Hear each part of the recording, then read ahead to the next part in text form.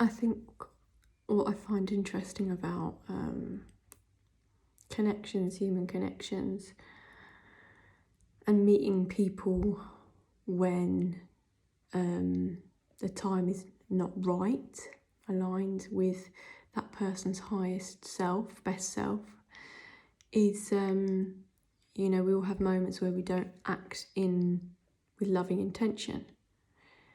And in any dynamic, when that is not fair or matched, it depletes the other person. And that's what the term that we come across is energy vampire, because ultimately when you're with somebody, depending or despite whatever they might be moving through, is that you bring the goodness and the bigger picture to the table.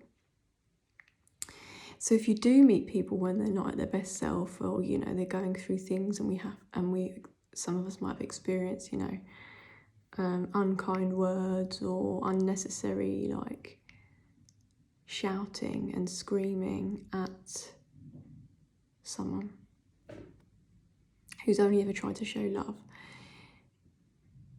If that person tries to come back into the other person's life without some form of, like, apology or acknowledgement that I shouldn't have talked to you like that, I wasn't at my best place, rather than, like, it's a narc tendency to, like, put the whole story as a victim thing, like, I was going through this and I did this and I did that and da-da-da-da. Whereas, like, there's still two people in the dynamic. So yes, you were going through all of that, but that still doesn't justify bad behaviour, doesn't justify disrespect, doesn't justify a sharp tongue, it doesn't justify unkindness. Whether you could see it yourself at the time or not, we still know whether we're going through bad things or not in our life, that to speak to someone like shit, or to call them names, or to, like, ignore them, or to you know, expect that someone would just wait for you, that is not okay. And I think at the point where there's sort of an energetic shift now, and things have gone out of my heart space in the way that they were before, it's a shame that people can't. It's the ego is so big, the hurt in that person's life or whatever is still continually stops them from saying, no, I was a prick, I was a dickhead, I was an asshole to you, I shouldn't have treated you like that. However, I was in a bad place and I wasn't in my rational mind, and no, I shouldn't have spoken to you, and X, Y, Z, or you mean this to me. Like, I don't get it. I don't know why someone would just think that another person would just sit and wait for them and not welcome in other loving connections and people that express themselves truly and honestly from the start. Even if it is, I'm not in a place to date fully now, or I'm not in a place because I'm in love with someone, or my heart is, you know, still healing, or I'm on a path of celibacy at the minute.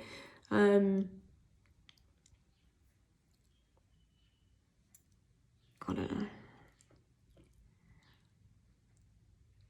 I think this energy this year is really just like, we've all fucked up, if that is the word. We've all said or done something not nice to somebody, some with malicious and evil intention, as I've experienced, or many of us have, some just because they can't handle their emotions, or not used to, haven't been taught, don't know how to identify what's coming through them, and sometimes it isn't only their stuff. You can't just expect people around you to just, like, be okay with that. And it is a shame, because people that are moving through pain push people away. Like, I know that when I'm hurting, I don't push people away, I just withdraw. And I've learned over the years to sort of say, I'm in the womb and cave. And also I've aligned with other souls who are very deeply sensitive, men and women, and who know when to say, like, I'm going off grid for a bit, or I'm not up for speaking. That's why sometimes a phone call to ask them, are you up for a chat? Because some people don't, like, they screen, it's overwhelming, like, they don't want to chat on the phone, which, you know, is okay. The modern technology we've got now is it says XYZ has called you, left a voicemail or whatever. Whereas back in the day, you either had the phone or not. But I just think if things are of pure love, like true love, the savage in us I don't like that word, but I can't think of it, would never be triggered unless in the bedroom. The savage, hunter-gatherer that would see an opposition or enemy in another person, that wouldn't come into a relationship dynamic or teamwork. And it's a shame that some people really don't see other people's light or love or try efforts to share and conduct themselves poorly. And obviously, some people feel guilty or shame for that, which I just, emotions we need to acknowledge and let go because they're low vibrations. So, but to not think that, you don't need to say sorry and all that stuff is sad, is the ego. And there are things that many of us do need to be sorry for. And there are things that many of us can rejoice and be joyful in.